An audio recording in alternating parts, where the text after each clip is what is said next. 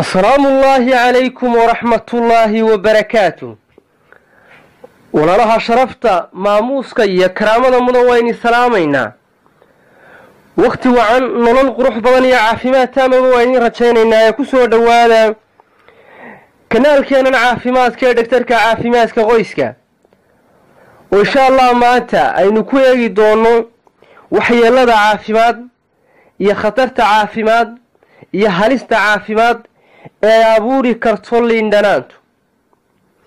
waa health warning ama waa warning signs aynu ka aragnay oo aynu iskaga sheegayno liindhanaanta. Green grapefruit liindhanaantu dhibaatooyinka ay dhaxalsiin karto qofku marka uu sida u soo isticmaalo ayaynu xusi doonaa haddii Ilaahay ka dhigo.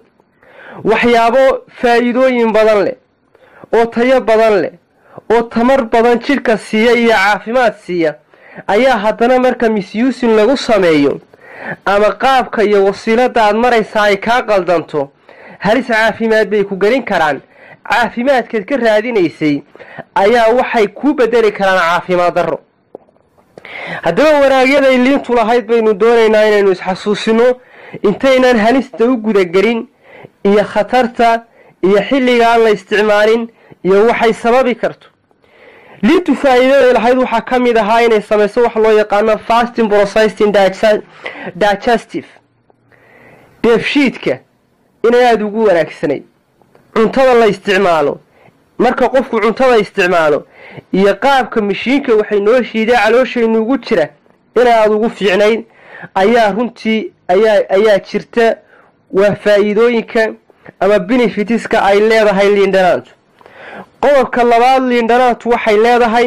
waxay u fiican tahay skin irritationka iyo skin spotska waa dhibcaha iyo cuncunka maqaarka ku dhaca. kilibka ka horeeyay baynu kaga hadlaynay marka ay boog ama markaas bar ama fi xumaaday uu maqaarka ka soo baxo dushiisa inaad ku xoqaysan liindhanaanta si uu kaaga baabo. waana perfect treatment runtii without side effect ah oo aad u fiican oo organiga oo herbal oo amaanteeda mudan waliba khusuusan marka dusha laga marinayo maqaarka iyo jirka. qodobka aynu xusnay waxa kamid ah xilliyada kamid inay liintu leedahay oo ay nooga faa'iideyso bad smell urta ama sifada aanay markaa dadku jeclaysan ee xilliyada qaar ka soo baxda afka ibn aadanka. taasna inay markaa ay faa'iido ka tahay oo ay dawo ka tahay oo markaa meelaha waxyaabaha ku dhasha ay ka nadiifiso ayaynu tilmaam. runtii waana ta ay leedahay waxyaabaha xusiteeda mudan inay liindhanaantu ay qani ku tahay faytamiinka la vitamin C minerals iyo compounds kale oo muhiimad weyn iyo faa'iido weyn jirka u leh. liindhanaantu waxyaabaha aadka lagu xuso ay lagu xasuusto ee markaa ay runtii faa'iidooyinka ay leedahay kamida waa lumista iyo goynta iyo dhimista miisaanka dadku marka ay cuslaadaan waana qaabka ugu fudud ee ibn aadanku kula dagaalamaan marka uu hilib fuuro ama ay cayilaan ama ay naaxaan inay hilibka ku jaraan. taasina waa taa haddii Ilaahay ka dhigo. haddaba halistan aynu tilmaamayna maanta maxay tahay waani kanaynu ka digaynaa muxuu yahay halistan iyo khatartan caafimaad aynu bulshadeena doonayna inay kaga taxadartaa maxay tahay. qodobkan weeyaan haddaba liindhanaanta aslan wa faslan ma isticmaalaysid marka ay calooshaadu ay empty tahay ee ay gaajoonayso aad weliba aad u gaajoonayso ma isticmaalaysid. calooshu marka ay emptyga tahay liindhanaantu waxay wadataa laba acid oo very concentrated ah oo aad u culus oo midna leeyahay citric acid midna leeyahay malic acid. labada acid aadka u culusi waxa ay ku darsamayaan calooshii oo ay dul sabaynayso acid kale iyada qudheedu culayskeeda mudan oo leeyahay hydrochloric acid oo caloosha ay soo deyso. saddexda acid marka isku darsamaan waxa ay halis iyo khatar gelin karaan inay nabar ku dhex abuuraan caloosha inay gaska caloosha si toos ah u jaraan halkaana si toos ah uga develop garayso xanuunka loo yaqaan gastritis ee Soomaali ahaan aynu naqaano gastriga. taasina oo runtii dhib badan dadka in badan daba socda mashaakilaad badan ay ka haysato bogsashadiisu waqti ay qaadato qaabka loola dacaaliyo qaabka loo bogsiyana aynu runtii ku liidano oo dadku ilaa runtii muddo badan iyo waqti badan cuntada ka jaro raaxo daro fara badan ku abuuro noloshooda ciriiri geliyo cunto badan u diido dibtaas ayay kala kulmaan marka bataatan xilliga isticmaali maysid waynu soo soconaa waqtiga isticmaali doonto iyo qaabka uu isticmaali doonto hadii Ilaahay ka dhigo waxay kaloo kugu abuuraysaa salaada hore ee xilliga alaabtaadu iyo calooshaadu ay aad u maran tahay ee jirku dareyga yahay ee in saymka la soo daayay uu baahan yahay wax furfura ee very concentrated ay yihiin dhammaan saymkii iyo ICD jirku soo daynay inay kugu samayso wax loo yaqaan heartburn hore waxay kugu abuuraysaa stomach ulcer talabaadna waxay kugu abuuraysaa heart burning laab jeexan inay laabtu ku jeexanto oo markaas dhaawac laabta ka soo gaadho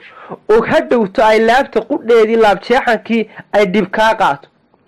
oo cuntooyinku ay ku dhibaan oo canjeelada isticmaali weydo oo wax kasta aad isticmaali weydo oo markaa wax aan biyaha iyo caanaha iyo cuntooyinka markaa qafiifka aan ahayn ay wax kasta ku dhibaan waxa cuntooyinkii cereal food ka ahaa ee digirta haruurka qamantiga waxyaabihii runtii calciumta fiican lahaa ee jirku u baahnaa ay danqaan laabti oo laab jeexan ay ku kiciyaan laab olol oo markaa aad tiraahdo iga daa laabta ayay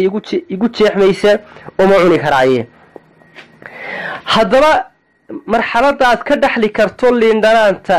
labada xanuun ee dibtooda leh culayskooda leh waa marka aad samayso jirkooda daraaya inaad isticmaasho khusuusan salaada hore ee markaa aad u gaajoonayso haddaba su'aasha aynu doonayno inaynu ka jawaabno liinta waxa lagu ridaa miisaanka dadkuna waxay isticmaalaan salaada hore sidee baynu isku qabadsiinaynaa labadan marxaladood ee markaa muhiimka iyo waaninkan aynu imika ka digayno ee dadka dhibtan ay ku abuurayso iyo qofkii doonayaba inuu salaadii hore isticmaalo oo faa'iidadii ugu faraha badnayd ee miisaan ridista uu ka helo sida baa samayn doonta hadii Ilaahay ka dhigo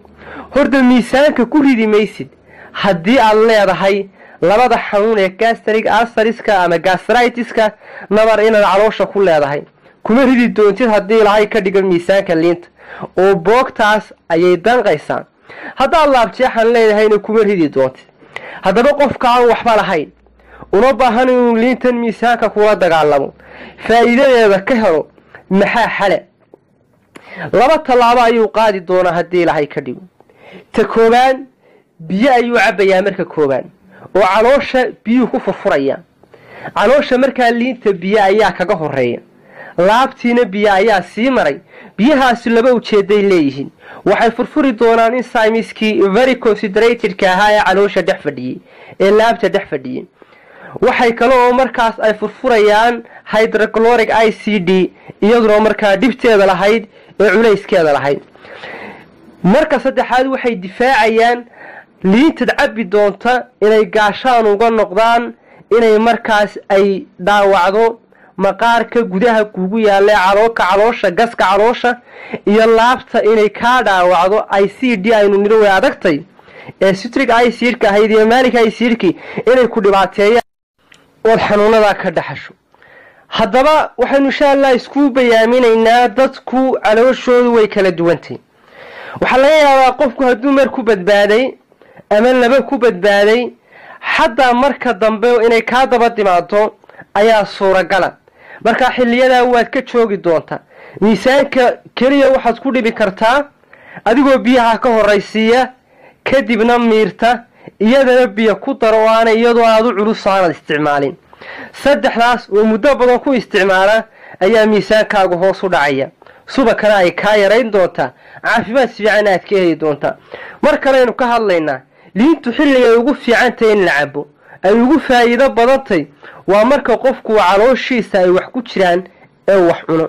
waliba qofku marka uu dufanka cuno ama uu hilib cuno hadii uu ka dabageeyo koob liina oo juuska liindhanaanta caadiga ah oo la qasaya waxa uu ka badbaadi karaa xanuunada cholesterol iyo miisaanku inuu ku bato iyo inay markaa ay lipidisku ay accumulation sameeyaan oo calooshiisa ay ku bataan ay ku buurto ama uu ku cayilo xanuunkii cholesterol ay ka badbaado dhiigarka iyo xanuunada inta badan dhiigga raacana uu ka badbaado faa'iidooyinkaas ay dabcan leedahay laakiin waa marka aad wax cunto ogsoonow liinta waad isticmaali kartaa marka ay culus tahay haddii wax dufanku aad u badan yahay calooshaada ay ku jiraan adigoon xataa biyo ku darin waa isticmaali kartaa waayo markaa gaashaan baad haysataa waxaaba doonaysaa inay kaa dhalaaliso dufanka faraha badan aad isticmaashay caloosha kuugu jira waxna ku yeeli mayso calooshana dhaawac u geysan mayso mar kale topic aad uga hadli doonaa waqti aynu siin doonaa markay ugu fiican tahay liindhanaanta la isticmaalo fadlan la sii wadaaga oo u sii sheergaraya bulshadeena kale aynu jecelnahay aad baanu inii salaamayna.